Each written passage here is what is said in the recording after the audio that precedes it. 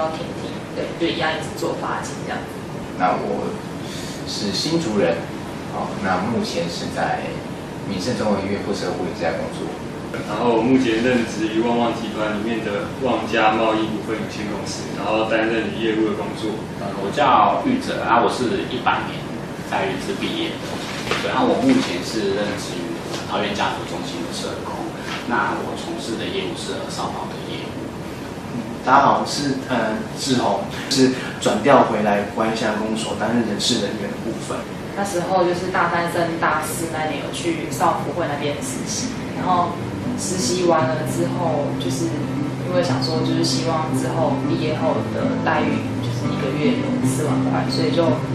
是那时候在参加那个校外社团，后来就是那个社团现在有在学校就是成立叫重庆社，对，那时候的社团学长就是有告诉我说，就是工作叫法警，然后是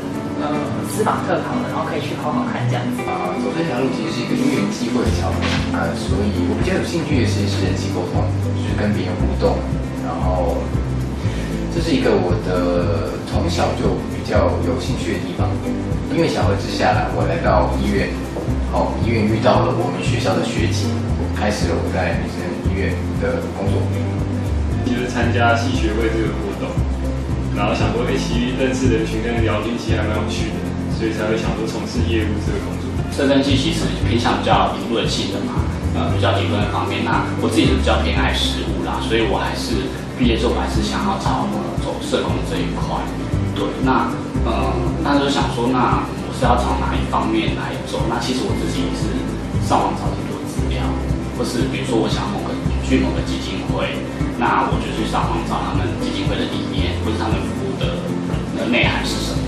当初会想要，其实一开始公务人员并不在我的生涯规划的选项之一，就是因为我那时候想说先考上研究所，那之后考上研究所之后再做规划这样子。但是因为在研究所读的时候，觉得说，我对社工这块领域其实感觉还蛮有兴趣的，所以那时候有在无意间看到报纸上，就是说以后学校社工师会就是员额会大增这样，所以我就燃起了说我想要考社工师这一个职业，这一个考试算是考试这样子。所以那时候其实，在读研究所的就学期间的时候，就已经有陆陆续续在修课跟准备考试。大4那年就是先去报名那个补习班，对，就是其实那补习班就是还蛮推荐，就是高点，因为那时候就是因为有老师就是有推荐，然后那时候就是大4下课了之后，我们就会搭那个补习班的游览车，然后到台北那边上。然后那时候学长还有说，因为学长是考上的，他是在桃园地检署那边当法警。那时候他就说，你如果要考上的话，就是一天，我那时候就是问学长说，我一天要写几题申论题才够。他说一天写10到14题就差不多考上这样子。所以那时候后面之后就有这样。当初进来的话，其实准备可能就是准备在跟医院的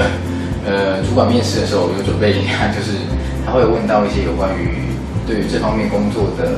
类别，你有没有兴趣或是有没有了解，还有我的特质。那刚好其实因为就是我的特质是比较活泼的，那社工这工作其实是比较需要外向主动的，太被动对于个案或是其他方面的工作都不会是这么适合啦。所以人际沟通有良好的技巧，对于这方面有帮助。在选择这份工作之前恰巧其实份工作性质与这一份的工作性质有关，然后呢有重复到，所以在主管面试的时候呢，我就可以提供他有关的相关讯息，然后增加我的录取几率，然后再附上一些诚恳的心，就 OK 了。如果是以工作来说的话，那时候我准备，其实我觉得个人之力还蛮重要的，因为像大学的时候，如果你有参加社团，或是参加比如说系学会，或是你有在外面实习，那或者是包含一些志工的经验的话，我觉得有一些比如说证书啊，或者是一些相关可以佐证你的经历、学经历的部分，我觉得自己都要妥善的保存。准备研究所的部分的话，其实我算是有点我原本是社会系嘛，那后来考研究所的部分是考犯罪所，就是专门研究犯罪人啊，或是一些预防犯罪啊，或是已经犯罪，那怎么去矫正他们这样子。所以那时候在准备的时候，其实那科目其实基本上犯罪所就比较少，在国内的话只有3家大学有犯罪学研究所，那所以它的考科可能就比较冷门，所以就变成说好险就是社政系它其实它的考科其实社政系都有开课，就是包含社会学、研究法跟犯罪学，所以基本上我们就有一些底子了。那所以去跟其他学校没有学过这些科目的学生来的话，相对而言的话，竞争可能我们的那个熟悉度就会比较高了。系上安排我们机会去做实习以外，就是觉得在大1到大4这4年，我们可以选择比较服务性质的社团，因为像学姐那时候重庆社还没有在校内成立，那时候学姐就找那个，比如说外面的什么之前有接触过大园那边的育幼园，还有比如说巴德残障教养院，然后还有仁爱之家，就是服务老人，就是借由在各个服务的过程中，就是寻找自己比较喜欢或是比较有兴趣的一个服务对象。可能给自己一个目标，我们决定要考试考公职，那我们开始规划之后，我们开始读书相关的，准备相关学科，然后开始看书。原则上肯定2年或3年考不上，那我们就可能要考虑第2个备案。所以我们在选择职场的时候，你有第1个备案，当然能够跟随着我们兴趣选到第1份工作，喜欢的工作是最好的。那如果真的不行，我们要2、3、4，因为在工作上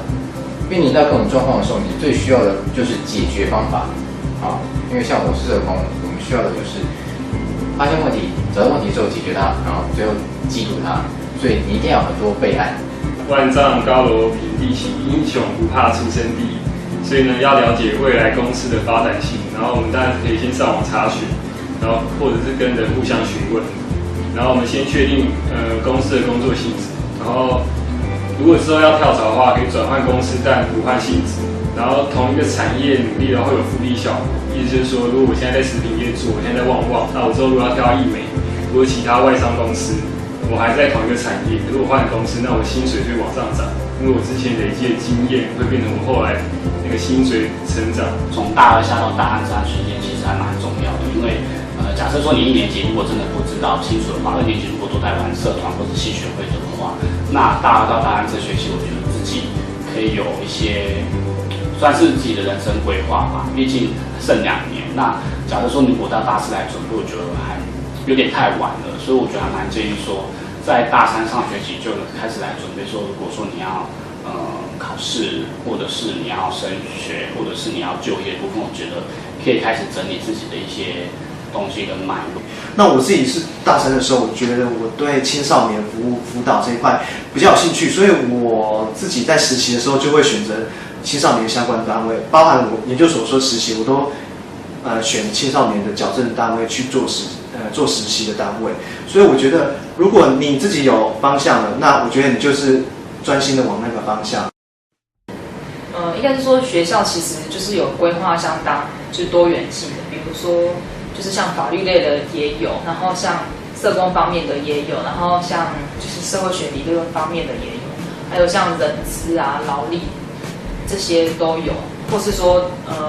就是我们以后想要考那个社会学方面研究所，所以可能学弟妹在选课的时候可以找自己比较有兴趣的。英文能力是非常重要的，所以这个应该没有什么好说，就是要加强自身的英文的能力。当然有很多方式，你可能会去补习，但我觉得最好的方式其实是加强在英文这个部分，你要加强自己的能力，最好就是单字、智慧。智慧是一个很重点，你一定要累积至少有自身你要累积至少1000个智慧。如果你要跟外国人有良好的沟通，你本身至少要有1000个智慧。我觉得学习有分2部分，一个是基本上就是课程的学习，那固然是最重要。那2来就是因为社政系这边应该是有规划一个实习的课程，我觉得实习对于如果说你要成为一个助人工作者或是社工人员来说，我觉得是还蛮重要的一环。我觉得学校的部分的话，就是在分2个部分啊。第一个部分的话，学校的部分课业上的话，当然还是要就是该修课都要修完嘛。那上课的话，就是基本上考试那些都还是要应对准备这样子。然后第2部分的话，就是非课程的方面，像